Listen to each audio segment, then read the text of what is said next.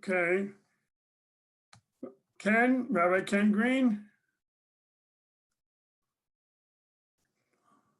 Okay, I see Cherna's there. Hopefully this is the right website, Cherna.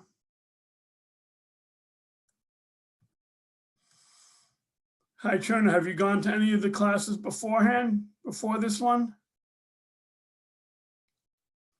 I can't hear you, you're still on mute.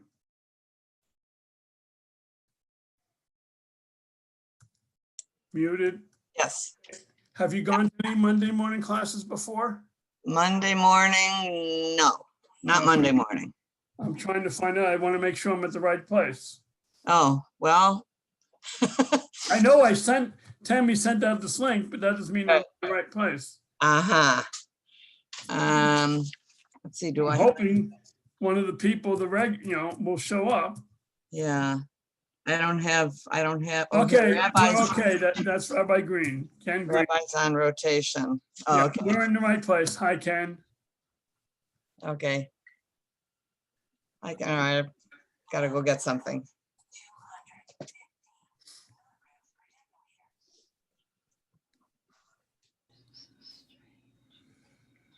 Good morning. Good morning. Cherna is also in Michigan. Did you know that? Of course, I know where Cherna is. I keep track of her very carefully. Yeah. Not only her, I worry about her husband too. Yes, so Cherna's there. I haven't seen her in as long as anybody else hasn't seen her. We see her on Zoom every week. But the fact that people get to see each other at least on Zoom, even when they don't come down, Right. at least gets them to, it's almost being closer than being 6 feet away because of social distancing. Yep. So I And said, the good news is they only see the better quarter of the person. I clarified with Andrea the issue of hosting. Yeah, I checked that I can share the screen. So I checked that last night. Yeah, and she said she reworked that, so it shouldn't be any problem. Right. I double checked sharing the screen last night. I have 2 files. I'll pull up the first one and then I'll work with the second one. Great, great. Do you need any kind of introduction, or you want an introduction? Only if you're going to say really nice things about me. Viden? I can't say anything about somebody that when we share the same name, you know? Right. That's the only thing that matters. Okay. Are you still doing Daf Yomi? Yeah. Is that going? Okay, I'm getting about half a dozen or so fellas, sometimes 8, but a lot of people are Right. using, some are using the OU new DAF, Right. and some are calling in, You have a lot of options. yeah, and some are calling into BRS. Right. So long as they make the effort, hopefully to keep up, that's what's important. Right. Uh-huh. At Okay. least in my class on Ezra, they don't have many alternatives. I doubt that there are many online courses on Ezra in Nehemiah. Right. Israel has started doing, various places in Israel have also started to do Zoom courses, except most of those, because of the time, is very different. But they may tape them. I mean, I would love to take a course on Ezra from Bar Ilan. I'm not really at that level of scholarship. I've seen they have a class on Yecheskel, but I don't have, they have some very advanced sources that I don't have access to. Sure. And Scholarly Corin, of course, is now publishing a whole series of Tanakh books in English that probably were translations of the earlier Hebrew books. Well, again, there's a whole new series that came out. I forgot the name, but it's more of a intellectual, conceptual approach. I think it's called, oh yeah, here it is. It's called the Magid series. Right, exactly. So this is the Yecheskel one. I have the one on Chagai and Zechariah. And although it's on Chagai Zechariah, it has like 10 pages on Okay, one second, I have another phone call. Okay. Hi, Tammy. Hi, I'm on the Zoom meeting. Hi, how are you, Rabbi? Good morning, everybody. While Rabbi Dr. Chelst is handling that phone call, I'm just going to sort of give a quick intro, and then we'll let him take over. Okay? Okay, It's a pleasure to have him teaching for us again this year. He's taught the book of Daniel, which I know was very intriguing for many people. And now we look forward to hearing him talk about the book of Ezra and other aspects of that time period. And so it's a pleasure to let our guest speaker now, Dr. Rabbi Chelst, continue. Bavakasha. so let me briefly introduce myself. I have smicha from Yeshiva University, where I was fortunate to learn with Rav Soloveitchik, Rav Aaron Lichtenstein, and Rav Herschel Schechter. And I also have a PhD, and unlike that unfortunate idiot of the Wall Street Journal, I actually know that the term doctor for PhD Yeah, precedes the concept of a doctor for a medical doctor. And there's a famous quote that says, at the time we started being called doctors, most physicians were killing more people than they were saving in the 1800s and 1700s. So our title precedes it. So I have the title doctor because of my PhD. My PhD, unfortunately or fortunately, is not related to what I teach in Tanakh. That's more my smicha. Okay, so I'm doing the book of Ezra. I actually started this series with Yecheskel. I taught, I think, maybe even 2 seasons of Yecheskel. And the main message is that Yecheskel was an unbelievable prophet, and he was the most successful prophet in the history of the Jewish people. He was the one who built the community of Bavel, and the Orthodox community of Bavel lasted 2,500 years continuously. And there's no other Jewish community in the history of the world that continuously had a presence, and a significant presence. In the early days, they created a lot of things because Ezra started there, and then they Talmud, and then of course the Gaonim, and from that point, and that's basically the Iraq, Baghdad, Iraq. And the good news is that there's a famous rabbi that we see in Daf Yomi. My Hebrew name is Chuna Chet Nun Aleph. It's not well known in the Gemara, except for one man, Rav Chuna Baghdadi. So it's very appropriate that name, his name. So I did Yecheskel, and Yecheskel was a contemporary of Daniel. And Daniel was was a high-level functionary. So I'm going to go through, we're going to explore Ezra. We're going to do just a very minimal amount today in terms of the introduction to Ezra. This is the first class, so we'll be looking. Okay, let me share my screen. I forgot to do that. Let me find my thing to share my screen so you can see that. Okay, that's my screen. Advanced version. It means I put a box around it. no, it means someone's coming on. Okay, so that's my, it should be that everyone can see my screen. Is that? Okay. Yes, Okay, so this is the text. Hopefully it's big enough. I can't tell whether it is, I guess any person can. It's fine. Increase the sign. Okay, so today we're doing Cyrus and the first Jews to return to Bavel exile. We're going to give you some background. We'll give you 70 years prediction because that's a famous, and we'll talk about the first Aliyah in Ezra. And I may actually, if I have time in the summary, compare it to the Aliyah that started in the 1880s. Because there's a famous phrase, Masa Avos Siman Labanim, that the actions of our ancestors are a hopeful sign to what happens in the future. Next week, we'll talk about actually building the second temple under Darius. And we'll get to parts of chapters in Ezra 3, 4, and so on. But we'll also have to pay attention to Haggai and Zechariah. And the final class on that's not 14th, it'll be January 4th. we'll talk about rebuilding Jerusalem and then Ezra's arrival.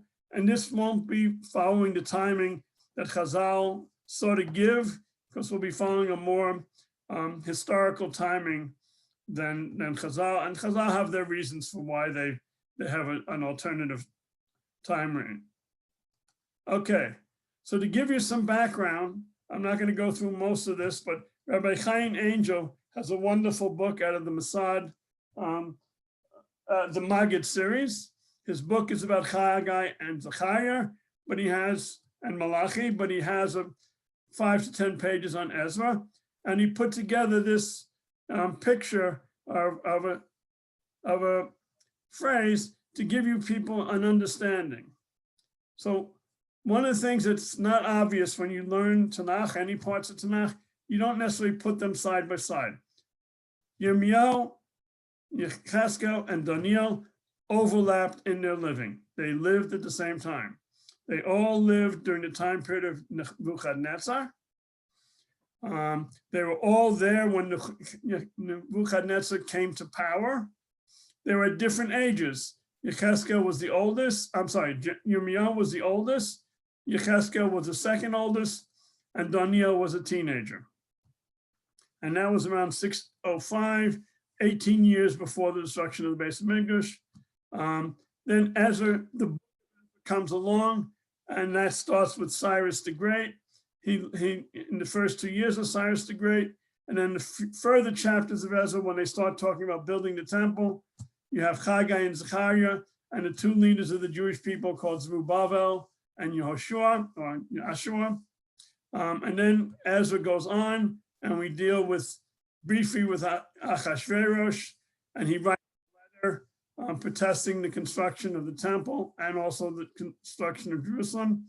The Purim story, just so you know, the Purim story, at least according to this, was happening after they had already built a small version of the second Beis Hamikdash, but it wasn't very populated, and the Jewish people were struggling in the land of Israel. They were a minor community in the Jewish world of Persia. And then a new king comes on, and that's Artaxerxes, who has the name Artashasta, and he's the one there that they start building And the most important person in Tanakh besides Ezra, and who actually accomplished more than Ezra, is Nehemiah. Next week, I'm going to give an overview of the text, but because I wanted to get to the text today, I won't give you an overview of all the things that you need to know about the Sefer of Ezra and Nehemiah. Okay, so I'm going to close this up. If I can, there's a way to do it. I have to move this out of the way. Okay, move this out of the way. I have to close this up. Current tab. Okay, so here's the other tab that I'll be using. And this is the one that has text on it. And everyone is muted. And we have a large group. And I'll move this somewhere below. Okay, is the screen visible to everyone? Fine. Fine. Okay, my wife volunteers and always keeps me abreast of what's going on. That's why I pay her the big bucks. I can figure out how to move this screen. So this black line, that's very strange. Okay. So I'm going to go through a background so that you understand the context of where Ezra is coming. Then I'm going to address through the text the famous 70-year prediction. And we'll understand it turns out there are actually two predictions of 70 years, not one. In order to understand them, we'll have to look at the text. And then hopefully I will get at least to begin Ezra's chapter 1. I don't know that I'll get to chapter 2, but at least I want to make sure that people see what the text of Ezra looks like. And it has an unusual start that has no parallel in the history of Tanakh about how the book of Ezra starts. It's very, when you stop and think about it, it's actually unbelievable. Okay, so background. There's Nebuchadnezzar. He assumes Babylonian leadership in 605, 18 years before 587. And then there's a 606, 605, because it turns out he becomes the military leader under his father a year before his father dies and he becomes king. So there's some debate whether it's 606, 605. 10 years before the destruction of the Beis Hamikdash, Nebuchadnezzar partially destroys Jerusalem, and he sends 10,000 Jews into exile, and he sends some temple vessels there. He takes them and he puts them in his temples. These 10,000 people are very important. They're the foundation of the Jewish people for the next 2,500 years. 10 years later, Nebuchadnezzar orders the destruction of the temple in 587. And then after destroying the temple, he allows the Jews to be there until Gedaliah gets killed. And then he decrees that almost everyday people, all the leadership of Judea is either going to be killed or has to escape. Some more come to Babel, some go to Egypt, and the poorest of the poor were still left in Israel. So there were always Jews living in Israel. And there's a whole book that discusses the fact there were always Jews in Israel. And just as an aside, there were always members of the 10 tribes in the land of Israel. So this idea that 10 tribes were moved out of Israel and there's nobody left is against what Tanakh says. And I can give you every text which refers to these 10 people long after the 10 tribes were actually sent into exile. So there are always Jews of the 10 tribes living in the land of Israel, and they continue to live there. Okay, so that's where they start. And as I said, there are 3 overlapping lives. There's Yirmiyahu. He was the oldest. He prophesied for 40 years. We know that because that's what he says he did. He was not a very popular prophet. On multiple occasions, they tried to kill him. He was imprisoned. 2 types of prisons. He was in solitary confinement. In the end, he's taken to Egypt somewhat against his will by the remnants who don't believe him. But one of the most amazing letters in the history of the Jewish world, and maybe of the world in general, Yirmiyahu writes a letter to the Jews of Bavel and encourages them to be optimistic and build a Jewish community. And it's the foundation for all Jewish communities in exile through the history of the Jewish people. Yirmiyahu gives the guidelines of how Jews should behave in exile. Here's one letter, and we'll read parts of it because included in that letter is the first example of the 70-year prediction, and we'll see exactly what that prediction was about. Yirmiyahu was the oldest, and he stayed in Israel until the final destruction. He saw the destruction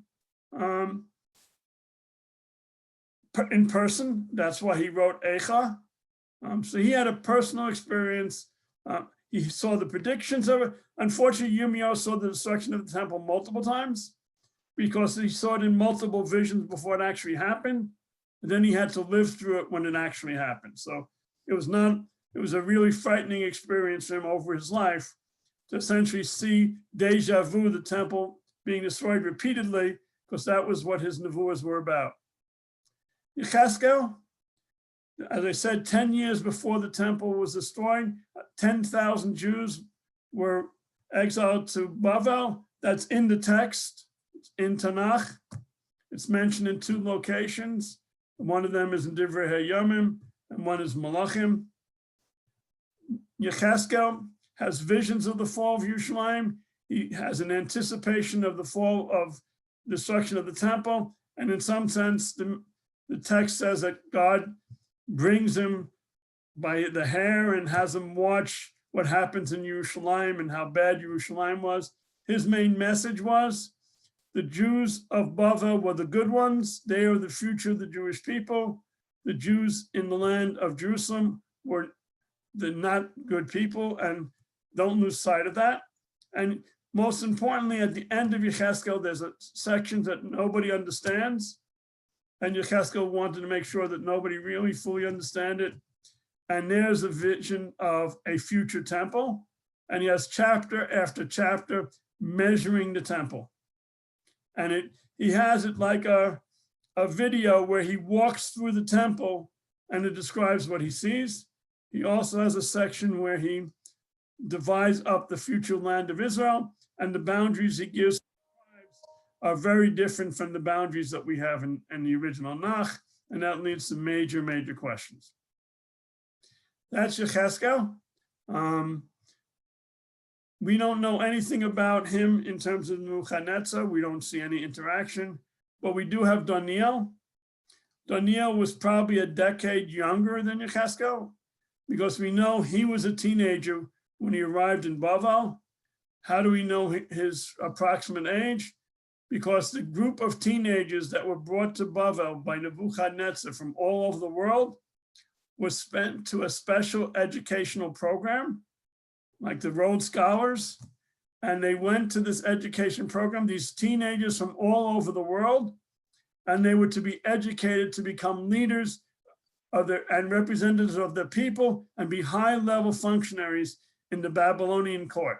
Again, this is one of Daniel. It's not, I try to differentiate between something in Midrashim. This is actually in the text. And we see Daniel as a role model. I'm sorry, not two friends. He has three friends who live with him. He becomes a dream interpreter and advisor to Babylonian leaders, starting with Nebuchadnezzar. He also predicts the end of the Babylonian Empire, and the end of the Babylonian Empire. He makes that prediction during the Feast of Balthazar. And there's a famous picture that leads to the words that we all know, but we don't quite understand it. We've all heard the phrase, see the handwriting on the wall. The phrase actually is not handwriting as in one word. It's actually the hand writing on the wall, because that's what he actually sees. A hand writing on the wall. Eventually became, with a hyphen, handwriting in the wall. He continues to be a trusted advisor, and it's recorded that he survived until the first year of Cyrus. Unlikely that Yirmiyahu certainly didn't live that long, and Yechezkel certainly didn't live that long, almost certainly. He also has a 70-year reference, though. We'll see. Okay. So in general, I'm going to call on people to read the text so that I don't have to do all the reading. Okay. So I know one of my expert readers, Cherna. Are you available?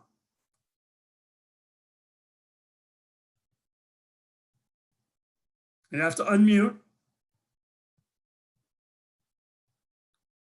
Yeah, unmute, Cherna. Okay. The word which came to Jeremiah concerning all the people of Yehuda in the 4th year of King Jehoiakim, son of Josiah of Yehuda, which was the 1st year of King Nebuchadnezzar of Babylon. Okay, so we have it placed in a time frame. 1st year of the king Nebuchadnezzar. Okay. This whole land shall be a desolate ruin, and those nations shall serve the king of Babylon 70 years. When the 70 years are over, I will punish the king of Babylon and that nation and the land of the Chaldeans for their sins, declares the Lord, and I will make it a desolation for all time. Okay, so what is this 70-year period that he's talking about? It starts when? It starts in the 1st year of the king of Nebuchadnezzar, and his 70-year prediction is a prediction for the duration of the Babylonian Empire. And that we have as a pure historical fact. I mean, it may not be 70 years, it might be 68 years, but we have a historical fact about how long Nebuchadnezzar ruled and the 2 or 3 kings that followed after him until eventually the Babylonian Empire was destroyed and overtaken by the Persian Empire led by Cyrus. So here we have our first reference, and it looks clear that it's about how long Bavel will be. Okay. Here, as I said, I want to at least introduce you to the letter. And then in the letter, he has a very famous description. Okay, is the other Ken available to read on short notice? Unmute. This is the text of the letter which the prophet Jeremiah sent from Jerusalem to the priests, the prophets, the rest of the elders of the exile community, and to all the people whom Nebuchadnezzar had exiled from Jerusalem to Babylon. Okay, so I've taken selected verses just to highlight what he's telling them. Go ahead. Build houses and live in them, plant gardens and eat their fruit. Take wives and beget sons and daughters.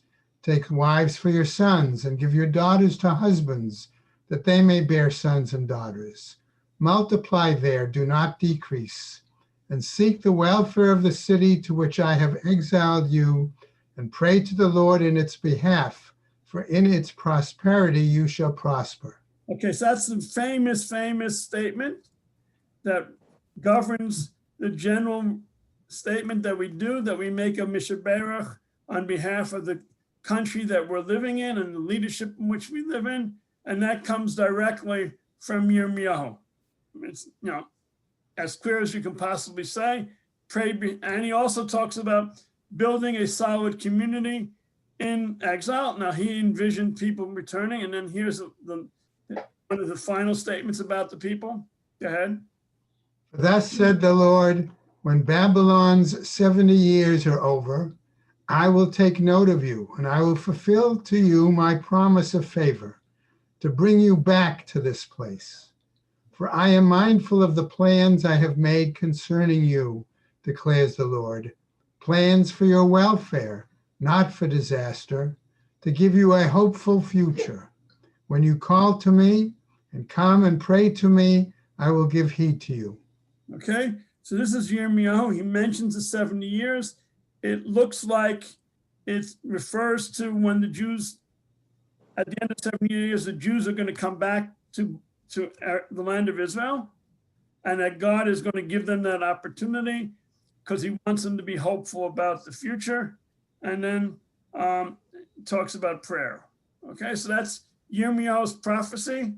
So we have Yirmiyahu talking about 70 years, one about the destruction of the Babylonian Empire, and in the letter to the Jewish people of the Judeans in the land of Babel, he again repeats the 70-year prophecy, but here the focus is not on the Babylonian destruction, but rather on the opportunity to come back in a hopeful manner. Okay, I wanted to at least introduce who Daniel was. So Tammy.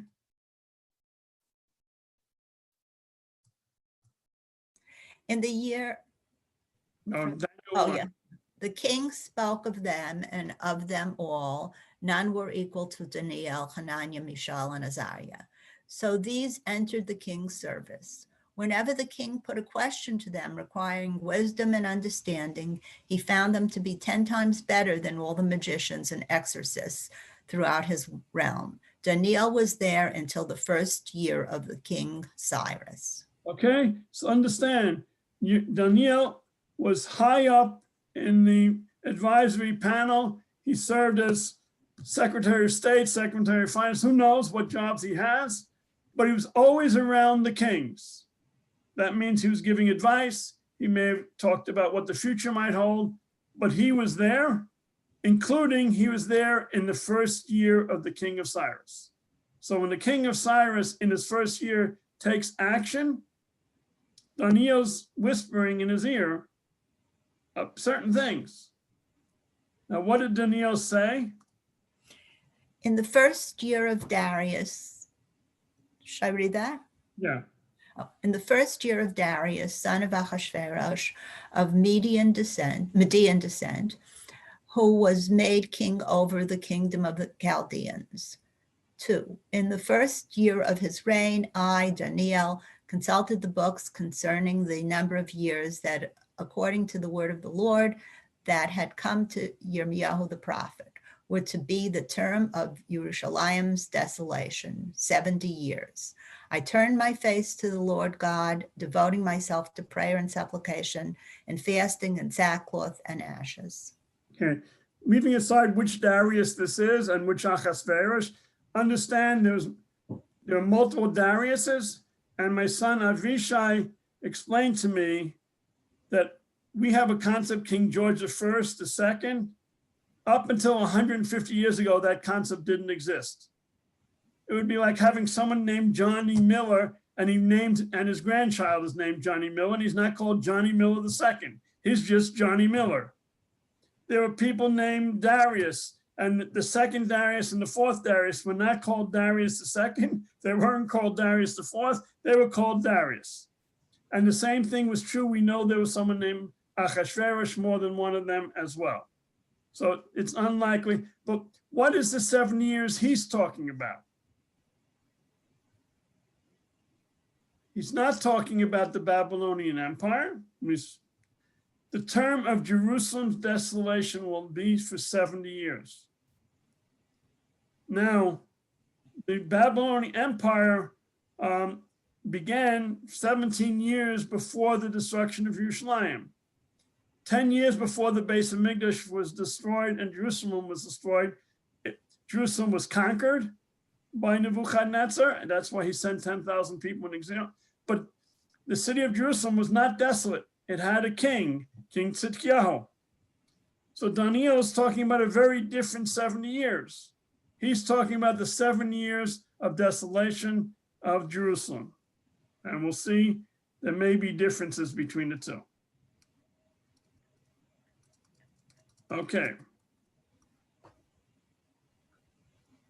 We're going to read. Let's see. We'll have other people. Okay. Rabbi Kranzler, I recognize a friendly phrase.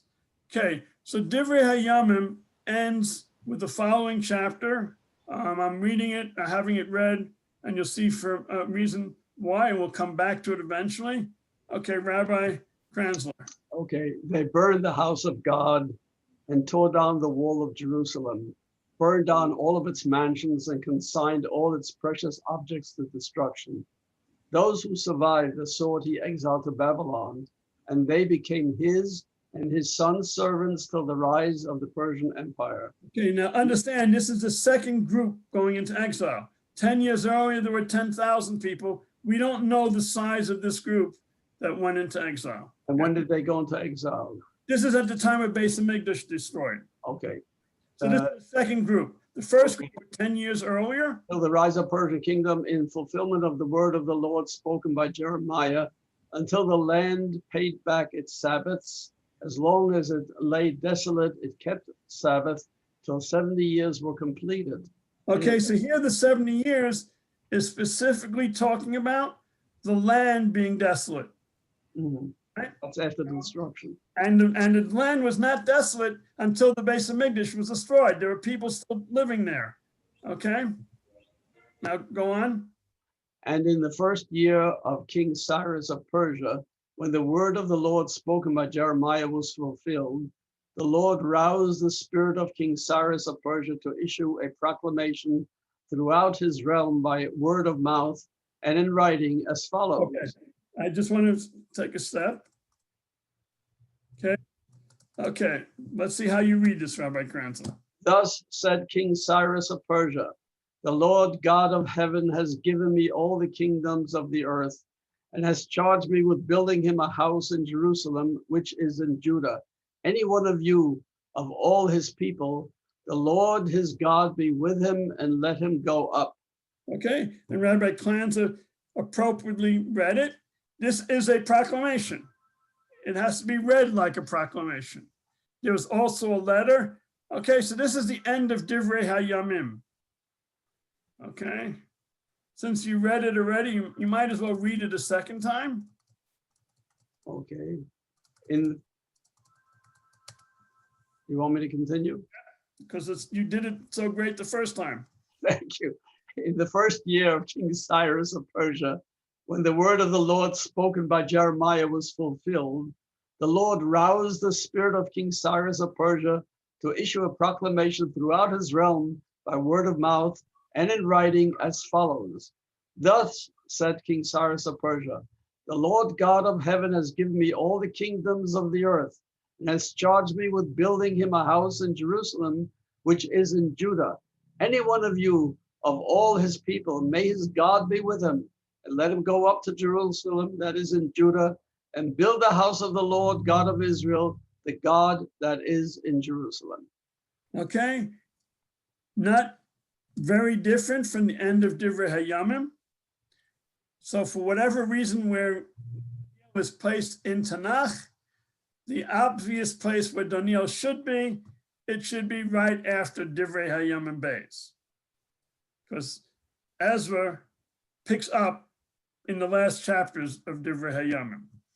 Whatever reason it does not appear there, we do have certain versions of Tanakh that do have Ezra there, and that Ezra and Nehemiah are the last books of Ksuvim. They are not the last books of Tanakh. The last book of all of Tanakh is actually Malachi. Malachi was a prophet. Haggai and Malachi were prophets in the time of Ezra, actually before Ezra, and Malachi was probably around the time of the end of the book of Ezra. Okay? So this is a very amazing opening to a book in Tanakh. Okay, so all of you graduated high school. That means beyond high school and college, you built a certain skill. And that skill is when a professor asks a question, you have to guess what's on his or her mind because he has only one right answer. Okay, so what is amazing that the book of Ezra starts this way? Anyone can speak up.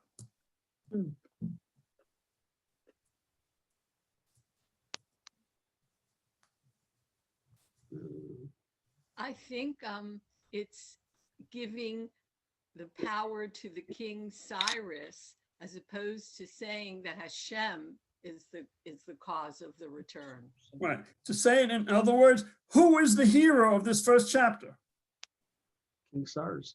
King Cyrus. Right. We have a book of Tanakh that opens up, and again, you'll see that much more in the paragraph, that the hero, opening hero of this book is King Cyrus of Persia. And how does Aliyah start? Who leads and sends out the word that Jews should go out? King Cyrus. King Cyrus. Mm-hmm. You don't have a prophet standing up. You don't have a leader of the Jewish community standing up. The only person who says for the Jews, it's time to go back, is King Cyrus. Now, I can't tell the analogy for the Balfour Declaration, as Jews had already made some aliyah. They hoped with the Balfour Declaration it would take over, but essentially the Balfour Declaration was something similar to that, in the sense of saying it's appropriate for a Jewish homeland, as well. Now, just like the Jews, and we'll come back to it probably next week, just like the Jews who went to Israel in the 1880s and 1917, they were a minority. The Jews who went back to Bavel. Okay, so what do we see about this? What does it say? The Lord roused the spirit, he's inspired, right? He gives this decree. And what does he say about God? He gave him the inspiration. And he goes more than that. Charged him. And he gave instructions to build a home for him in Jerusalem. Instructed him to build. Well, actually, read verse 2. He gives them more. The Lord of God of heaven has given me all the kingdoms of the earth. He's giving God credit for his conquest of the land. Now, Nebuchadnezzar, I guess, was the third major who dominated parts of Mesopotamia. The previous ones were the Assyrians, and Cyrus was the biggest. Now, just understand, Cyrus did not become a strict believer in the God of the Jewish people. it was very common throughout biblical history that Jews and other people could believe in the God of Israel, and they worshiped other gods as well. The Jews did it all the time.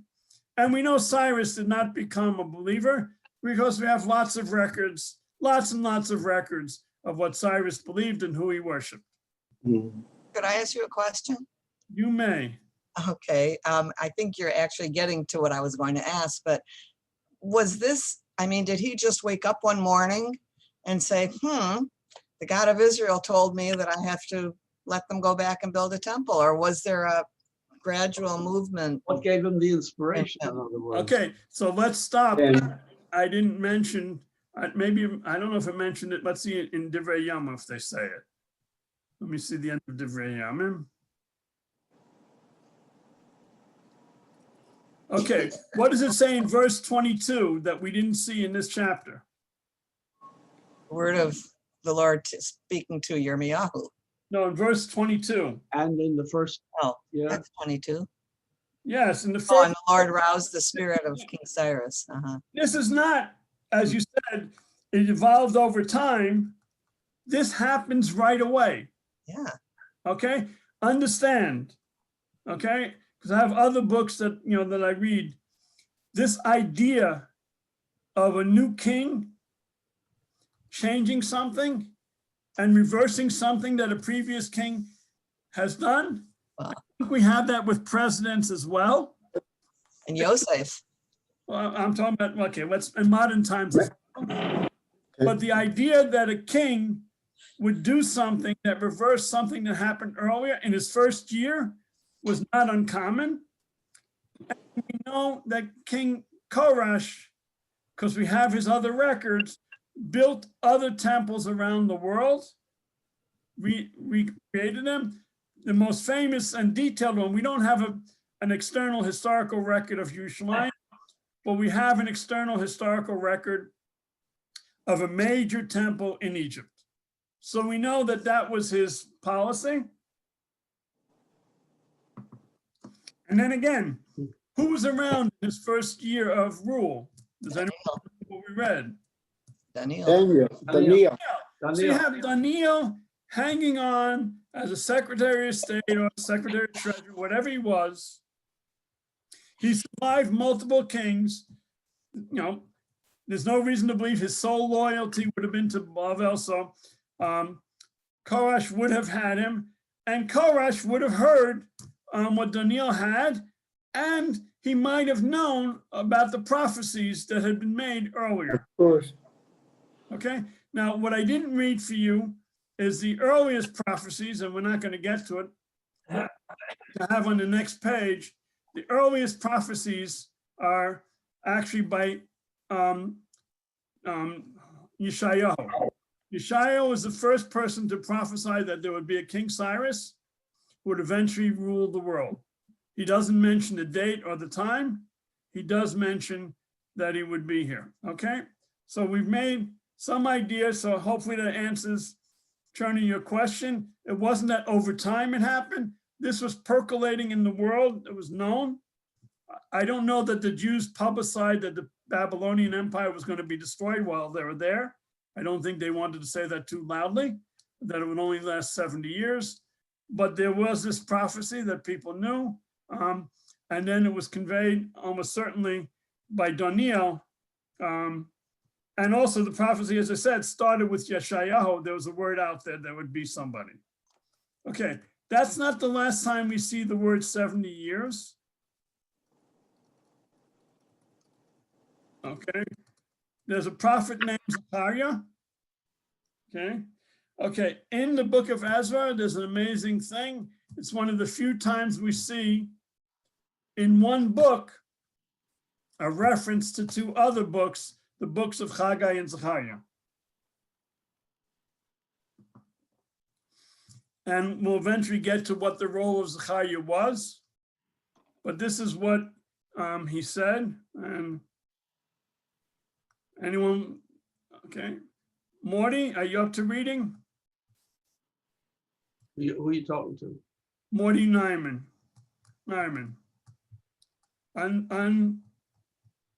Unmute yourself. No. Okay. Can you hear me? Yes. Everybody hears you. Thereupon the angel of the Lord exclaimed, O Lord of hosts, how long will you withhold pardon from Jerusalem and the towns of Judah, which you placed under curse 70 years ago? Okay. This 70 years does not look like it starts with when Nebuchadnezzar became king. Yeah, I'll make it quieter. This looks like it starts when Jerusalem and the land of Judah becomes desolate. That means this 70-year period starts approximately with the destruction of the temple.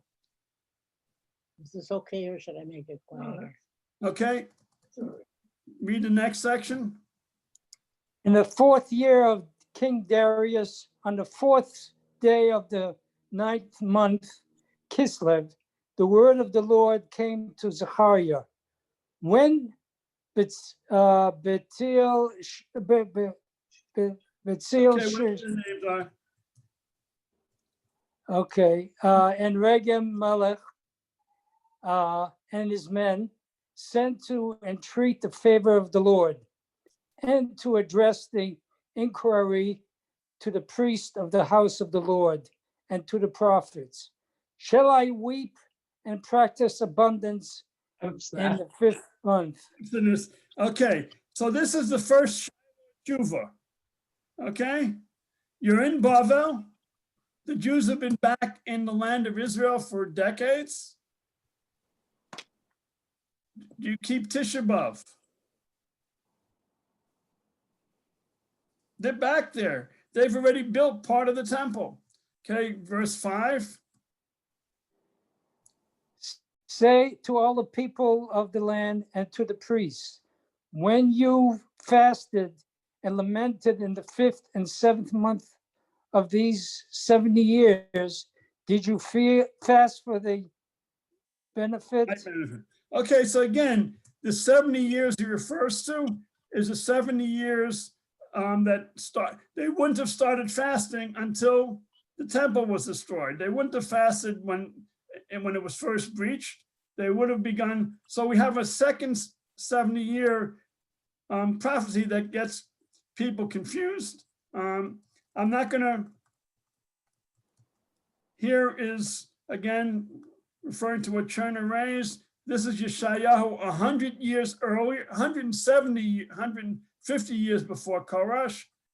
And the same who says of Cyrus, he is my shepherd, he shall fulfill all my purposes. He shall say of Jerusalem, she shall be rebuilt, and to the temple, you shall be founded again. It goes on in another place, Yeshayahu once again, and he will give the treasures concealed, so that you may know that I am the Lord. And again, he calls Cyrus his anointed one, which is May I ask a question? yes, you may.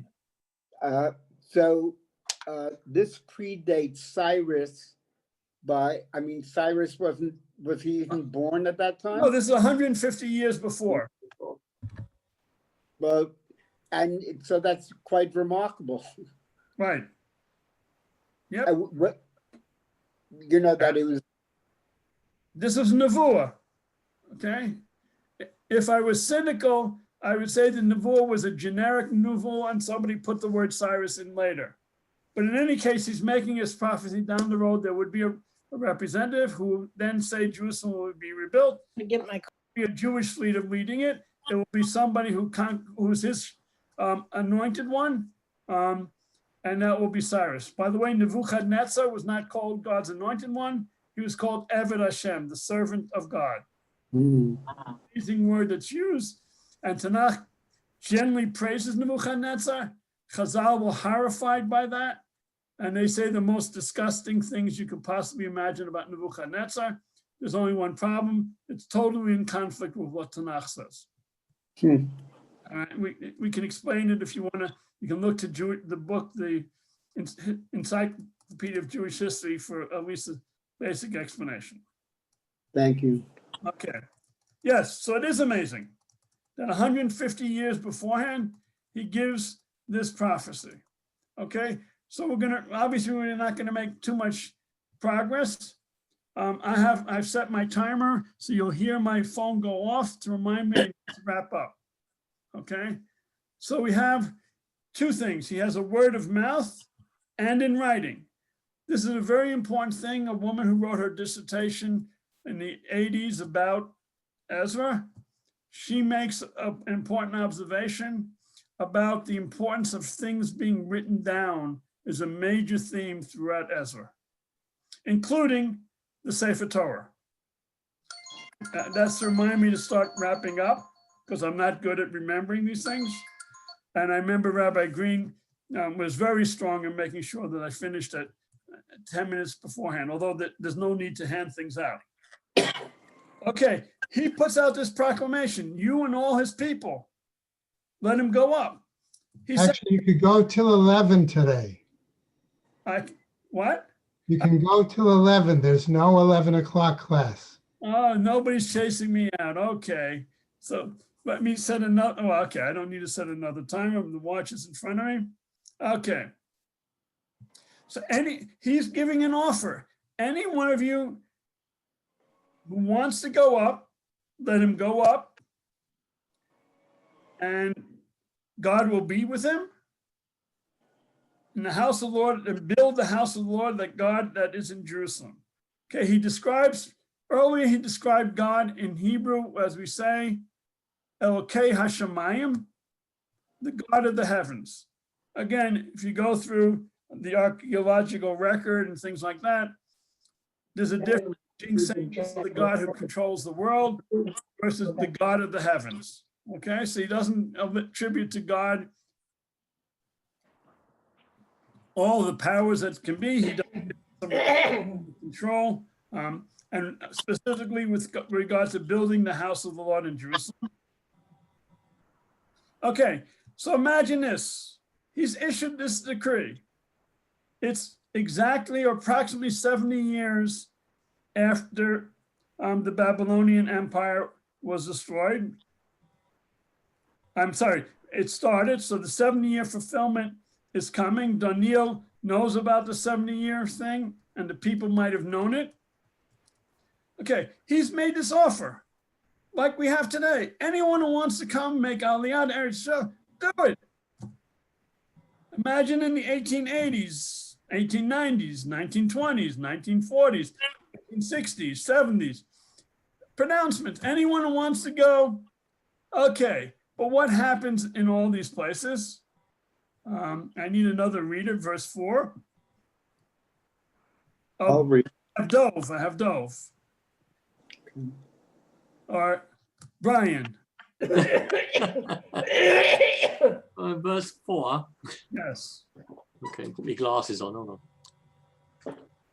And all who stay behind, wherever he may be living, let the people of his place assist him with silver, gold, goods, and livestock, besides the freewill offering to the house of God that is in Jerusalem. Okay, so not uncommon. First Aliyah, everybody's not going to go. All the Jews who are not there, support the people who go on Aliyah. Okay. So the chiefs of the clans of Judah and Benjamin and the priests and the Levites, all whose spirit had been roused by God, got ready to go up to build the house of the Lord that is in Jerusalem. And all their neighbors supported them with silver vessels, with gold, with goods, and with livestock, and with precious objects, besides what had been given as a freewill offering. Okay, so they're bringing animals to eventually be sacrificed. That's what we're talking about, the freewill offering that's supposed to be give. And this is what they give. We'll see eventually that we know that over 40,000 Jews, Judeans, made Aliyah during this time period. We don't believe it happened all at once. We know there were at least 2 waves, and there may have been multiple waves, but eventually 40,000 people go. We think that's the entire population that went. We have every reason to believe that there were hundreds of thousands of Jews. Just think about the book of Esther. It doesn't sound like there are only 40,000 Jews in the Persian Empire. Those were the Jews that were left over that didn't go, okay? Okay, so that's the first amazing thing. What does Cyrus also do? So King Cyrus of Persia released the vessels of the Lord's house, which Nebuchadnezzar had taken away from Jerusalem and had put in the house of his God. Okay, so this is a very important concept. Again, this PhD dissertation highlights this. What normally happened when a king conquered a country, in those days, and maybe to some extent even our days, the belief is if one country wins the battle over another, their definition of God that they worship is stronger than the God that was conquered. And including the people who were conquered believed their God was not up to it, and that, or he was, and he abandoned them. To recognize that idea that their God had abandoned him and that the God of the conqueror succeeded, what did it always happen? The conquering king, what did he do? He took the idol of the temple and brought it from the temple there and put it in his temple in Babylon. Unfortunately, or fortunately, that option didn't exist when the temple of Jerusalem was destroyed. Why? No idols. No idols. So if there are no idols, what symbolically can you bring to indicate that what the temple stood for was taken The vessels. to recognize that the king of the Judean Empire, the God of was not as powerful, and the answer was the vessel was house, Took the vessels. right? And the reverse is true. We know again from historical record that when kings allowed other temples to be rebuilt, part of the authorization included returning the idol that had been captured. Except with the Jewish people, there was no idol to return. So symbolically, the utensils of God, one can argue that among, well, we'll see. So this is what he says. Let's finish verses 8, 9, 10, and 11. These king of Cyrus. So these King Cyrus of Persia released through the office of Mithredath, the treasurer, who gave an inventory of them to Sheshbazzar, the prince of Judah. This is the inventory: 30 gold basins, 1,000 silver basins, 25 knives, 30 gold bowls, 410 silver double bowls, 1,000 other vessels. In all, 5,400 gold and silver vessels. Sheshbazzar brought all these back when the exiles came back from Babylon to Jerusalem. Okay. With the menorah. Okay. Yeah. Okay. There's no, okay. So there was one very different thing about the menorah. The menorah can be remade. It's not like the Aron Kodesh. You have a picture of what the menorah should look like, and it's not the original menorah, you make a new one. It's not a problem. No reason to believe, I mean, there's no reference to the menorah, and there's no reason it was the same menorah. And whatever menorah was taken when the Roman Empire, it might have been one that was built at that time. There's no reference to it, and there's no need to be a reference to it. As I said, it's not like the Aron or the Urim V'Tumim that had to be down or else you didn't have it, or the Aseres Dibros, you could. Okay, so we have somebody called Sheshbazzar. And Sheshbazzar brought all these back when the Isles came back from Babylon to Jerusalem. Okay, what role did Jewish leaders play in this whole movement of Aliyah? Was Sheshbazzar Jewish? He was Jewish. Okay, we assume, well, it says Prince of Judah. Let's see, what does it say in Hebrew in verse 8? Yehuda. So the assumption is he's the Jewish people, and whether he was a leader only in Babylon and then moved to Eretz Israel, there's no everyone. Okay, so what's bothering my wife? It doesn't look like a Jewish name. Right. What if his name doesn't look like a Jewish name, what do you think Zerubbabel looked like? Okay, Zerubbabel is the one we mentioned when we were singing Mosur. Yeah. At the end of a third or fourth paragraph, it says Zerubbabel, It's Kate's And- called Zerubbabel. right? And you can't have a name more explicit linked to Bavel than Zerubbabel. Zerah meaning the seeds of Bavel. So yes, this was, at least in this place, he's called by his name, and his name is a Babylonian name. And we know, and his name appears that way. And when we see the other one, Zerubbabel, and we'll see. So Zerubbabel, we're going to see that's his name. There's going to be another leader called Jehoshua, who's the high priest. Okay.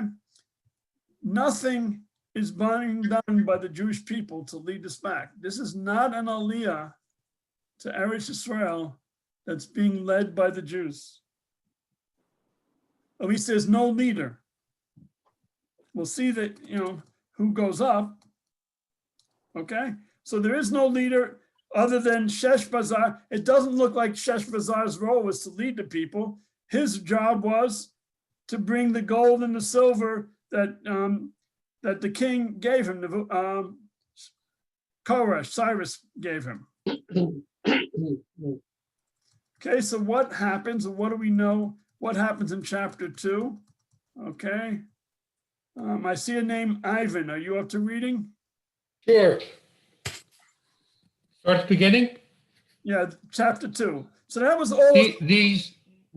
These are all the people of the province who came up from among the captive exiles whom King Nebuchadnezzar of Babylon had carried into exile to Babylon, who returned to Jerusalem and Judah, each to his own city. Okay, so one of the concepts, and unfortunately we see it in modern Palestinian history, where do people want to go back? They're not Their own just city. to the specific city, right? Most of us, right? I have no concept where my grandparents came from. It was someplace in Rajan.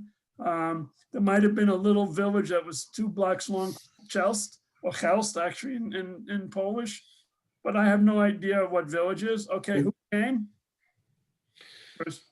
Yeah, by the way, when the term Yerushalayim or Jerusalem is mentioned, it both refers to the city and to the whole country? No, it means the city, Okay, not the whole country, because it says, and Judah. okay. Okay, and next week I will put up a map to give you a sense of how small the land was that they owned. It looks nothing like what happens by the time of the story of Hanukkah in terms of how land. It was a really, really small piece of action. Jerusalem and maybe 10, 15, 20 miles around Jerusalem. Okay, next. Okay, the names. Who came with Zerubbabel? Joshua, Nehemiah, Sariah, Realiah, Mordechai, Bilshan, Mispar, Bigvai, Rehem, Bana. List of Okay. men of the people of Israel. Okay, so most of these names are Hebraic names. Anytime you see God's name in it, and that's one of the ways that historians look at Jewish people, how assimilated they were. They look at how many of the names look Jewish. This is a side reference because I've talked about it. Our age, our parents generally had a Jewish name, but they went almost exclusively by the English name. Our parents, and certainly we started giving our children names, Hebrew names, and certainly our children give children. So the presence of Hebrew names among the Jewish people of America has progressed from when it was 70 years ago to where it was now. Okay, keep reading. Okay, Nehemiah, is that the No. prophet or just? No, because No, okay. it's 100 years later. I mean, I can't tell you what Medrashim say about these things, and Mordechai is not the Mordechai, but we know when Nehemiah comes, because he actually says it in the book of Nehemiah, the first chapter, when does he arrive? He arrives 17 years after Ezra, and Ezra arrives, I don't know, 50 years, 60 years pinpointed after the first group comes there. Okay, so The list of men of the people of Israel. The sons of Porush, 2,172. The sons of Shephatiah, 372. The sons of Bethlehem, 123. okay, so what I wanted to point out is that they give two ways of describing people. They describe them as Parash is not a place, it's a family. Bethlehem is clearly a city. And that's the way the names are. But we've reached 11 a.m. and we're going to come back to this and we'll see what the message is of chapter 2. And we'll wrap up with this. We've seen the 70-year prophecy. It had two dimensions. One was a prophecy that was linked to the empire of Babylon that lasted 70 years. Another 70-year prophecy referred to the desolation of the land of Israel, which then may correspond to the time period between the temple destroyed and the temple was rebuilt. Okay, this is where we're going to wrap up and we move on till next week. Sure. Thank you. Thank you. Thank you very much. Very lovely. Thank you. Thank you very Yeah, much. yeah. Shikoa, Thank you, it's Roz. Thank you. Thank you, really enjoyable. Gila, did they have a baby? No, and the craziest thing happened. So we just got out of our 14-day bidud today, and our daughter's family is in bidud now for the next 5 days. Their 2.5-year-old had another little friend in her mishpach tone who tested positive. Oh and they my can't- God. they Oh, can't lock their 2.5-year-old in a room. But Gila, get the vaccine. They're giving it out there. My wife has special privileges to talk to other people. She otherwise doesn't have time to. Last 2 days while I was working on the shear. So she uses this whenever I to say hello to all the people she knows. Gila's in Israel. I am in Israel. Kenny, that's really, really interesting. I've been doing Nach Yomi, and it really is helpful to hear the prophets come alive in another context. Right. By the way, Gila, my friend has an appointment Tuesday to get her shot. Just They all have it. My friend has it on Tuesday, another friend on Thursday and Friday. Get your Right. shot. We're not It's part of also any, Pfizer. Get it. we're not part of any Khalid, you know? Oh, we, you have to we be part of a insurance in the US, but But I how don't do you think they even would do- how do you arrange it? Okay, we're talking about Israel, the shots in Israel. That's what my wife. Oh, in Israel. These are Israel's people- a different story. right. We're saying that the senior citizens our age are already getting it this week. Oh, yeah, Yeah. this, they're going down to 60-year-olds. Yeah, here they're starting at And 75. it's not just Yerushalayim, it's throughout the country. Because the friends who are writing to my wife don't live in Yerushalayim, they live in other smaller. my friend lives in Modi'in. Right, okay. Get you tomorrow. It's a lot easier when you don't have to fly the vaccines from one part of the country to the other. Yeah. Bye, everybody. All right. Are you in Florida, Okay. Tammy, or are you? Yeah. home? I can't tell. Okay. Thank you. All righty, bye-bye. Yeah. Kenny, are you in Florida? I'm trying to see the pictures. I'm shutting down. We're in Detroit. I thought that was your room. Okay. Bye. Okay, bye. Bye, Dove. Bye. Bye, Pauline. Nice to see you. Nice to see anyone.